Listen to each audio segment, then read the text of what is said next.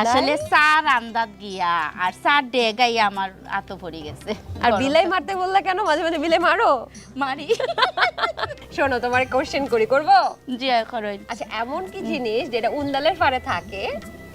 উন্দালের পার তো বুঝছো, তোমার থেকে শিখছি, রান্নাঘরে থাকে, কিন্তু তুমি যদি মাঝের অক্ষর বাদ দাও তাহলে মেয়েদের গলায় পড়ে। গয়না। গয়না কি মেয়েদের গলায় পড়ে? 2 হার।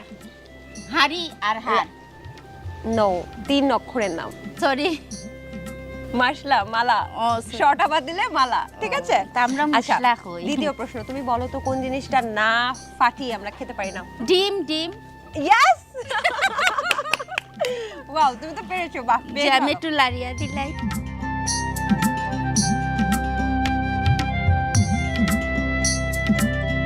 তুমি আমাকে বলো তো যে তুমি সিনেমা দেখো? একটু একটু দেখি। কি দেখো? কি সিনেমা দেখেছো? রাজ্জাক, শাবানা? জি না, তো শাবনূর, সালমান খান আগে যেটা আছিল, মৌসুমী খুব প্রিয় নায়িকা আছে। আচ্ছা, আমাকে বলো, তোমার তো মৌসুমী প্রিয়, জি। তারপর হচ্ছে সালমান শাহ প্রিয়। তুমি যদি আমাকে বলো যে আজকে যেটা আমরা মুরগা দিয়া কসু রান্না করতেছি, মুখী, সেই মুখীটা তুমি কাকে, কোন নায়ক নায়িকাকে খাওয়াতে চাও? মৌসুমীর তো 100%। মৌসুমী কিন্তু এখন বিদেশে থাকে, মাঝে মাঝে দেশে আসে। খাইরুন লো তোর লম্বা মাথার চুল, খাইরুন লম্বা মাথার চুলের সাথে এই কসুর মুখী খাবার? ওগুর মুখির লগে যত কসু খাইবা তত চুল লম্বা হইব। মৌসুমীকে সামনে পেলে তুমি কি করবা? এবারে আইনজা করি ধরবো, মানে জড়াইয়া ধরবো। আইনজা করে ধরবা?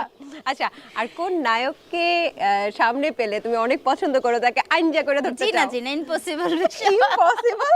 আচ্ছা, তুমি নাকি ক্রাইম পেট্রোল দেখো, এটা কেন? যে স্বামীকে নজরে নজরে রাখার জন্য, যে কি কি উল্টাপাল্টা করছে এটা দেখার জন্য? জি, মানে কোন দিকে যাইবা